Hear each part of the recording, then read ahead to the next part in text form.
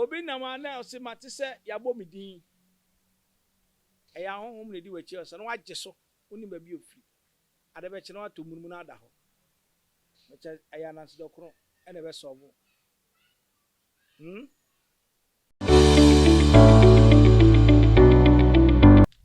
yo tiefo ne adofo ne ahwefo awie nso me san e ba won chen na me no ba che sunsuma hintasam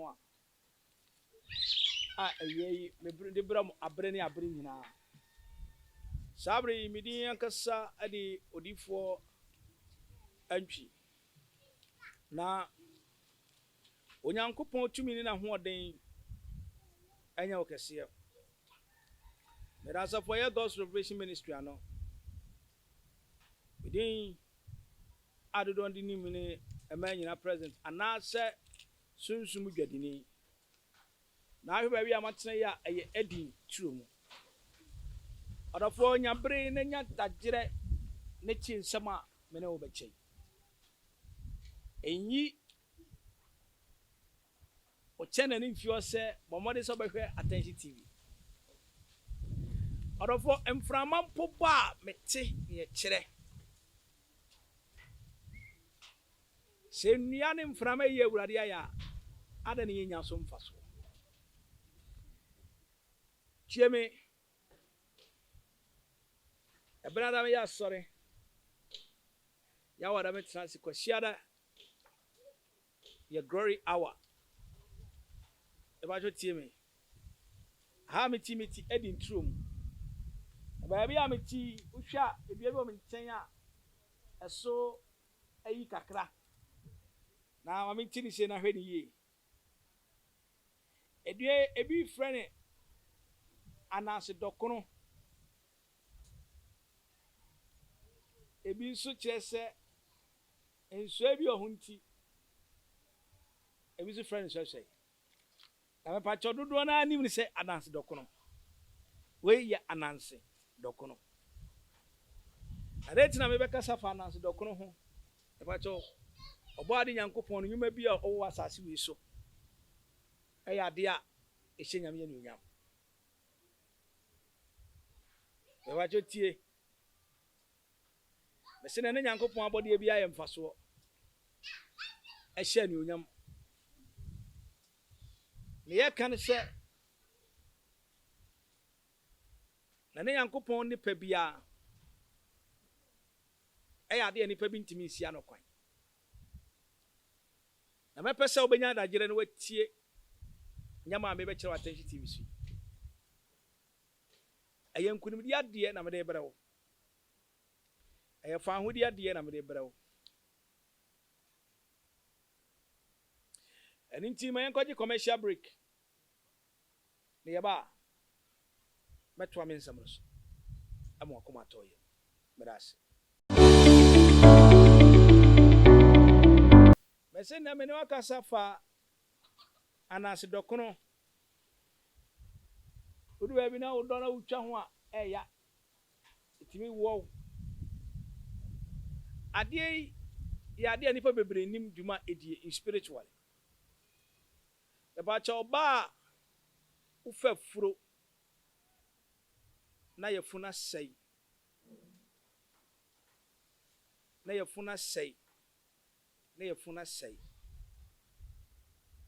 e ba cha ni o Ananse Dokonu dwuma edie ni na me be kire we ni atekoko na me ka ho asem previous komo amene wudi ye no we ni atekoko no pa abehu ababi wo e pa cho bo modern se obayambi anyway na dia fra ewo orofo na wanom atiremenu anapa atiremenu ayume atiremenu anajo anaju de so no anom e pa cha ebeye din se ye funu be san se bio chenie ye ntia haban keke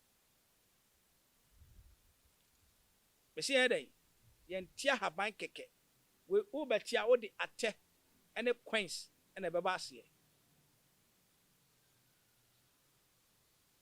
And I saw a Freddy for Cossage, you for Cossage, Havana, which an enemy be to Bambi, yet the Bambi, near Chil Point of a password. Mema papa, or diabetes, or pressure cosro. Ananse Dokonu. Fafre one no. So, wouldn't to make chiraw. O Jessica no to try to agu. Jessica no to try to agu. E pacho Ananse Dokonu.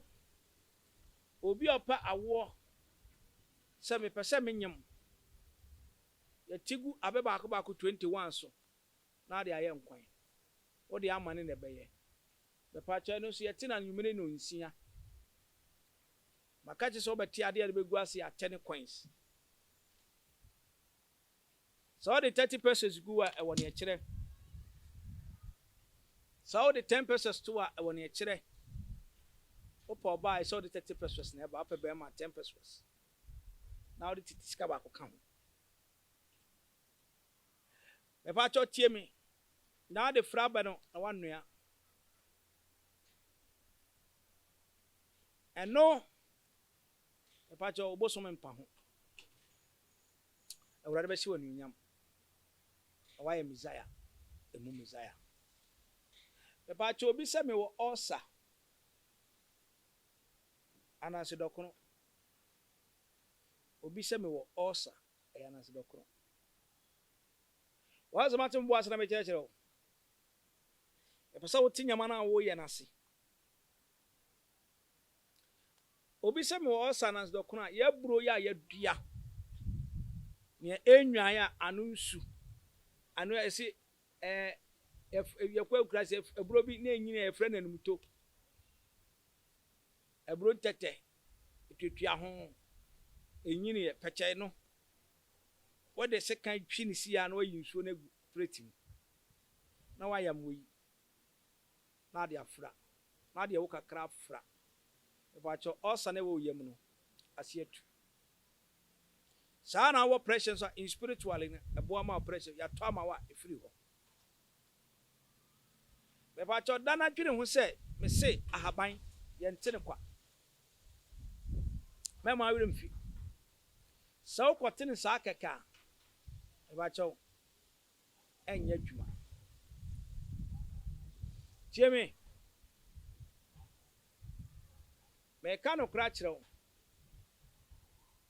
Adia way. So be a collapse near Pimona Omba. Near Pimona Omba. Ananse Dokonu. Now we be seeing Suka crack out for good punishment about him back. Pay up at them, but yet in true. We should make tea and we are in true. If I just saw be a bow, dear, and I will be a 2 a draw. Ananse Dokonu.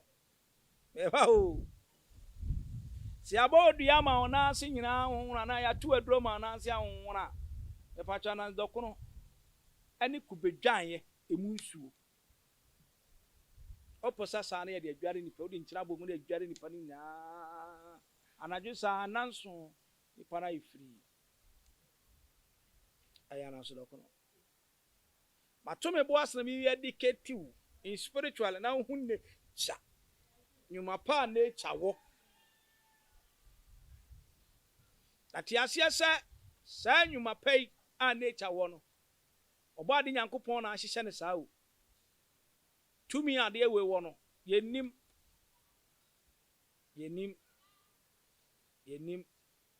I see any more. Okay, yes, sir.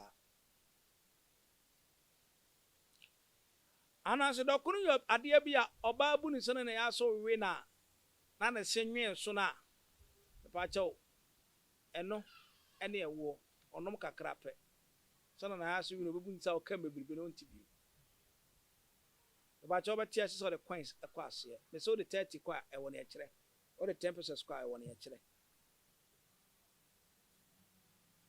na mo ba wu nsana be kwa tibia na wa ya se wi wa de besi kokko na ekoto ase ye mfasika nko fani die ma nature na nature emso mo wa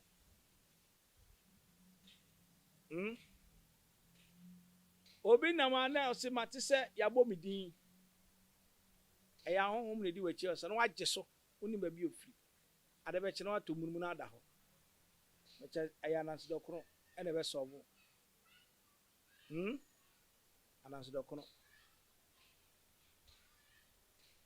esa Ananse Dokonu be den e be solve adafo ni amika se Ananse Dokonu ba cho tie mi me di ho agoro Ananse Dokonu ni asase ni abo ya meka se ugina so a yetwa wa ufiri so be se yetwa wa wenya ho no ene ye kabom mo bia wato fam tim ye di pagya no enti frodi for kwasi antwi prophet Erica kwasi antwi awo telephone ama na etwam wo ase no frame yen ka sunsum nsa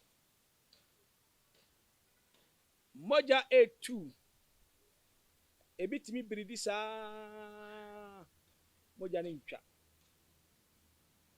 ana Nyankopon bo ade ahihye nyama bebre moja ne ntwa no e fa chew fa Ananse Dokonu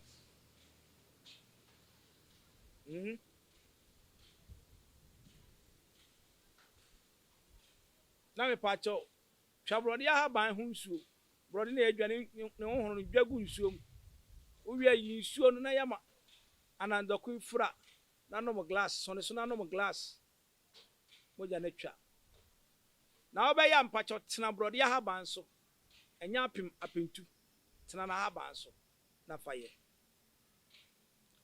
odofo mi fa unko bebre ana mebri ni nti ese me di prophet Erica kwasi antwi so we hear me